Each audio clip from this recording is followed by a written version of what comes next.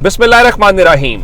लाखों करोड़ों दुरूदो सलाम मोहम्मद मुस्तफ़ा सल्लल्लाहु अलैहि वसल्लम और आले मोहम्मद पर। मैं हूं उमर दराज गोंदल। सच्ची बात तो यह है, सुप्रीम कोर्ट की लाइव समाअत जो जस्टिस काजी फायज ईसा साहब ने शुरू की थी, अच्छी बात है, लाइव समाअत होनी चाहिए, कौम को मालूम होना चाहिए। लेकिन आज वो समाअत ही लाइव गले पड़ती हुई दिखाई दे रही है और वहां पे एहसन भोन, शहजाद शौकत, ये सारे कह रहे हैं लाइव स्ट्रीमिंग बंद करवा दे, ये तासुब ठीक नहीं जा रहा।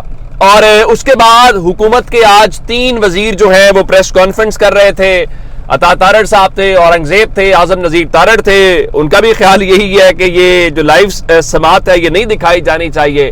पाकिस्तान के लोगों को नहीं पता चलना चाहिए कि अदालत के अंदर क्या सवालात उठा रहे हैं। वहां तो फिर हुकूमत यही कहेगी ना, जस्टिस काजी फायज ईसा साहब जिंदाबाद। और मैंने तो आज लिखा है, इस हुकूमत को अटॉर्नी जनरल की जरूरत नहीं है जब तक काजी फायज ईसा साहब हैं। मेरा ख्याल यह है कि एक वकील काफी होता है, काजी साहब हैं तो फिर इस हुकूमत को मसला क्या। लेकिन असल बात यह है कि काजी साहब जो हैं वो इंसाफ तो यूरोप वाला नहीं दे पा रहे, लेकिन उनको मीडिया और सोशल मीडिया जरूर यूरोप वाला चाहिए।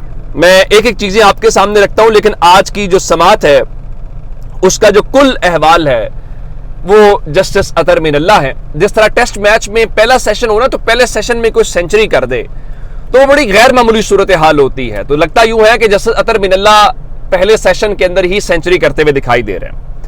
हुआ यह कि आज जैसे ही समाअत का आगाज हुआ कि आला अदलिया के अंदर जो एजेंसीज हैं उनकी मुदाखलत को लेके, तो अटॉर्नी जनरल साहब ने बताया कि जो गुज़श्ता समाअत है उसका तहरीरी हुक्मनामा उनको नहीं मिला जिस पर जजेस के दस्तखत हूं, तो इसलिए वो जवाब जमा नहीं करा पाए, तो उनको मोहलत दी जाए। जिसके बाद जो चीफ जस्टिस हैं काजी फायज ईसा साहब, उन्होंने वहीं पे बेंच पे बैठे तमाम जजेस को तहरीरी ऑर्डर दस्तखत के लिए दे दिया। यानी ये भी एक ख्याल था कि चलिए सबको पता भी चल जाएगा किसकी वजह से डिले हो रहा है। 30 अप्रैल वाली जो समाअत है, अब जब उसके ऊपर उन्होंने दिया तो जस्टिस अतर मिनल्ला साहब ने वहीं पे अपने हाथ से उस तहरीरी ऑर्डर के ऊपर अपना इजाफी नोट जो है वो लिख दिया। और उसके बाद अटॉर्नी जनरल साहब को यह दिया गया कि आप इजाफी नोट पढ़ें। अब अतर मिनल्ला साहब की लिखाई उनसे पढ़ी नहीं जा रही थी, तो बुनियादी तौर पे ये जो 3 जुमलों का नोट है यही अहम बन गया। और उसके बाद जस्टिस अतर मिनल्ला साहब ने अपना नोट खुद ही पढ़ दिया, और वो नोट जो है इस हवाले से बड़ा अहम था। और उन्होंने जो चीजें की वो उन्होंने मेरे ख्याल से बड़ा अहम किस्म का सवाल उठाया, वो नोट है क्या। उसका फिर काजी साहब ने जवाब देने की कोशिश की तो अतर मिनल्ला साहब ने उसका भी जवाब दे दिया। उन्होंने लिखा कि अदलिया में संगीन हुकूमती मुदाखलत पर विफाकी हुकूमत को जवाब देना है, जैसा कि तमाम हाई कोर्ट्स के जवाब में उजागर किया गया है। अदलिया की आजादी पर इन संगीन हमलों को हल्का नहीं लिया जा सकता। खुफिया इदारों को कंट्रोल करने वाली विफाकी हुकूमत इन वाकयात पर अपनी पोजीशन वाज़े करे। इन वाकयात पर कार्रवाई हतमी तौर पर विफाकी हुकूमत की जिम्मेदारी है। हाई कोर्ट ने वाज़े किया कि ऐसे वाकयात अब भी जारी हैं। जिसके बाद काजी फायज ईसा साहब ने उसका जवाब देने की कोशिश की और यह फरमाया कि हुक्मनामे में एजेंसियों से पहले ही जवाब मांग लिया गया है। तो उस पे जस्टिस अतर मिनल्ला साहब ने कहा नहीं, वो आपने बुनियादी तौर पे जो तजावीज आई है ना, उन तजावीज के ऊपर जवाब मांगा है।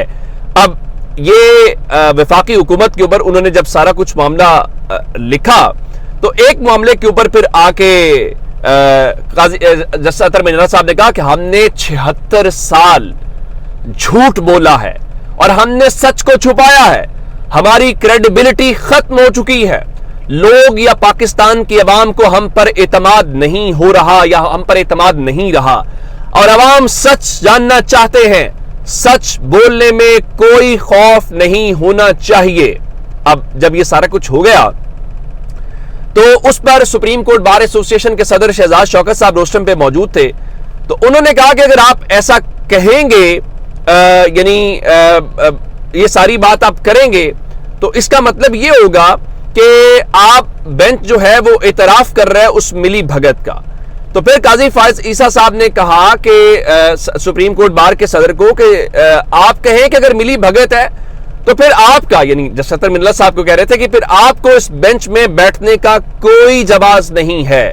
बिल्कुल ठीक है। अब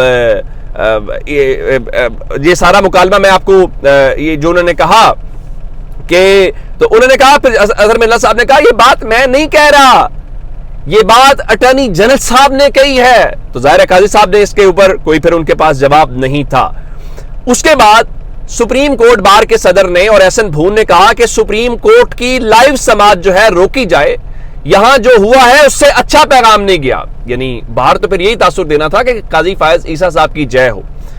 تو پھر جب اطہر من اللہ صاحب نے کہا کہ ہم 76 سال سے جھوٹ بول رہے ہیں، سچ کو چھپا رہے ہیں، تو پھر قاضی صاحب کے پاس کوئی جواب نہیں تھا۔ انہوں نے کہا پلیز پروسیڈ، یعنی سماعت کو آپ آگے بڑھائیے۔ اچھا، آپ حیران اس بات کے اوپر ہوں گے کہ باقی ساری باتیں اپنی جگہ کے اوپر ہے، تو وہاں پہ جہاں بہت ساری باتیں ہوئیں تو قاضی فائز عیسیٰ صاحب نے کہا کہ بیوروکریٹ کے پاس تو توہین کا کوئی اختیار نہیں ہے نا۔ تو قاضی اطہر من اللہ صاحب نے پھر جواب دیا، کہا آپ توقع کرتے ہیں جو کام سپریم کورٹ خود نہیں کر سکی، آپ توقع کرتے ہیں کہ سپریم کورٹ کا ماتحت جج وہ کوئی کام کرے؟ پھر جسٹس جمال خان مندوخیل نے کہا کہ ججز کو اتنا مضبوط ہونا چاہیے کہ ان کے اوپر کسی قسم کا کوئی جو دباؤ ہے وہ نہ ڈال سکے۔ تو پھر جسٹس اطہر من اللہ صاحب نے کہا کہ سب مانتے ہیں کہ مداخلت اس وقت بھی ہوتی ہے، اب لائیو سماعت والا معاملہ حکومت بھی وہاں پہ رکھا ہوا۔ پھر قاضی صاحب نے جواب دیا، کہا جی ہم نے لائیو سماعت اس لیے کی ہے کہ سوشل میڈیا پہ کچھ لوگوں نے قبضہ کیا ہوا ہے۔ پہلی بات تو یہ ہے کہ قاضی صاحب آپ تو کہتے ہیں ہم نہ ٹی وی دیکھتے ہیں نہ باقی، تو آپ کو کیا پتا ہے کہ کس نے قبضہ کیا؟ اور اگلی بات کہ یہ قبضہ کس نے کیا ہوا ہے، یہ بھی بڑا اہم سوال ہے۔ پھر اطہر من اللہ صاحب نے 3 نومبر 2007 کی ایمرجنسی کے حوالے سے بھی بتا دیا کہ آپ تو تب بھی توہین عدالت کی کارروائی شروع نہیں کر سکے۔ تو پھر قاضی صاحب نے ایک اور معاملے کے اوپر اس قسم کے ریمارکس دیے، سچی بات تو یہ توقع بھی نہیں تھی۔ کیسے؟ وہ جہاں بہت ساری لائیو سماعت کی اور یہ مداخلت والی باتیں ہو رہی تھی تو وہ فرمانے لگے کہ اب دیکھیں نا، کیا قتل کے خلاف فیصلے دینے سے قتل بند ہو گئے ہیں؟ ایسے واقعات تو معاشرے میں ہوتے رہتے ہیں۔ یعنی ان کے کہنے کا مطلب تھا کہ اگر مداخلت کے حوالے سے کوئی قانون بن بھی جائے تو کیا مداخلت رک جائے گی؟ مداخلت سے برا عمل تو قتل ہوتا ہے، تو حضور پھر تو اس کا مطلب ہے پھر عدالتیں بند کر دیں، پھر تو عدالتیں بند کر دیں نا، پھر تو اگر قتل نہیں رک گئے تو پھر آپ کا کیا کام ہے یہاں پہ؟ آپ بھی گھر جائیں۔ لیکن اس کو کوئی نہیں۔ پھر جہاں پہ بہت زیادہ وہ آرگومنٹس ہوئے تو قاضی فائز عیسیٰ صاحب نے کیسا جملہ کہا، آپ ہنسیں گے۔ قاضی صاحب فرمانے لگے کہ ججز کو سننا زیادہ اور بولنا کم چاہیے۔ ہائے ہائے مائی لارڈ، بالکل ججز کو زیادہ سننا چاہیے، ججز کو خود کم بولنا چاہیے، ججز کو اپنے ساتھی ججز کو بھی بولنے کا موقع دینا چاہیے، ججز کو اپنی عدالت کے اندر کھڑے وکلا کو بھی بولنے کا موقع دینا چاہیے۔ یہ بات بالکل درست ہے، اور اب آپ یہ بات ابھی کہہ رہے ہیں، بہت پہلے ہو جانا چاہیے تھا۔ پھر جسٹس اطہر من اللہ اور جسٹس مندوخیل کے درمیان بھی بات ہوئی، اور جسٹس مندوخیل نے کہا سچ تو یہ ہے کہ ہر سیاسی جماعت چاہتی ہے کہ ایجنسیز ہمارے لیے کام کریں۔ تو پھر جسٹس اطہر من اللہ صاحب نے جواب دیا، مائی لارڈ نے درست کہا ہے کہ 2018 میں ایک سیاسی جماعت بینیفیشری تھی تو آج کوئی اور ہے، یہ حقیقت ہے۔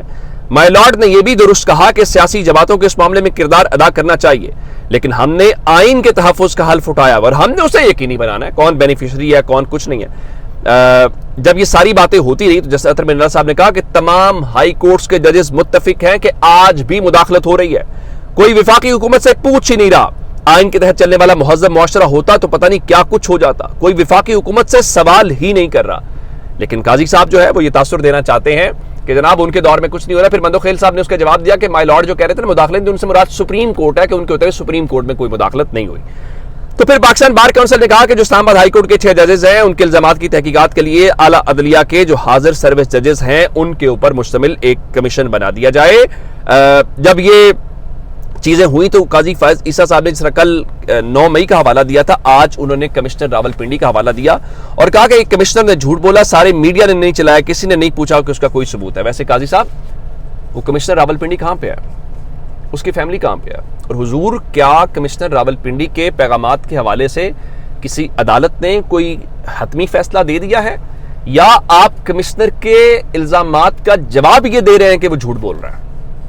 سر آپ تو کہتے تھے کہ آپ ثبوت مانگتے ہیں، آپ تو تحریک انصاف والوں کی جو چیزیں ہوتی رہی اس میں بھی کہتے رہے لاؤ ثبوت لاؤ، تو اب آپ جب اپنی باری آئی تو آپ نے ان کو ایسے ہی جھوٹ کہہ دیا۔ کیا آپ نے اگر تو کوئی انویسٹیگیشن کوئی تحقیقات ہوئی ہیں تو حضور ضرور بتائیے، کم از کم میرے نالج میں نہیں ہے تو میری بھی رہنمائی ہو جائے گی، ہم اپنے جو دیکھنے والے ہیں ان کو بھی اس حوالے سے۔ ایک اور خبر سن لیجئے، اگلی خبر یہ ہے کہ پہلے جسٹس بابر ستار تھے، اب جسٹس محسن اختر کیانی صاحب نے بھی کام شروع کر دیا ہے۔ یہ دونوں ججز وہ ہیں جنہوں نے خط لکھا اور جسٹس محسن اختر کیانی کی فیملی کو براہ راست اس معاملے میں جس کے اوپر انہوں نے خط لکھا تھا۔ اب میں نے آپ کو بتایا تھا کہ اسلام آباد ہائی کورٹ کے جسٹس بابر ستار صاحب نے چیف جسٹس کو خط لکھا ہے، ان کی جو کانفیڈینشیل معلومات لی گئی ہیں، ان کے خلاف جو مہم چلائی گئی ہے، تو انہوں نے کہا کہ آپ توہین عدالت کی کارروائی شروع کریں۔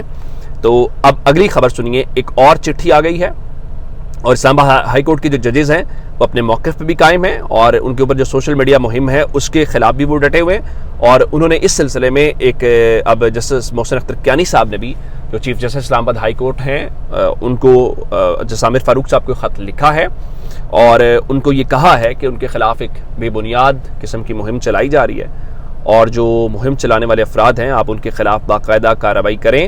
تو اب اطلاعات یہ ہیں کہ اب چیف جسٹس عامر فاروق صاحب جو ہیں ان ججز کے خلاف، ان افراد کے خلاف آج ایک باضابطہ منظوری دیں گے، تو ہوپ فلی یہ اونٹ کسی کروٹ بیٹھے گا، لیکن فی الحال لگتا ہے کہ اونٹ کو سنبھالنا ہی بڑا مشکل کام ہو گیا۔ اپنا بہت سارا خیال رکھیے گا، خدا حافظ۔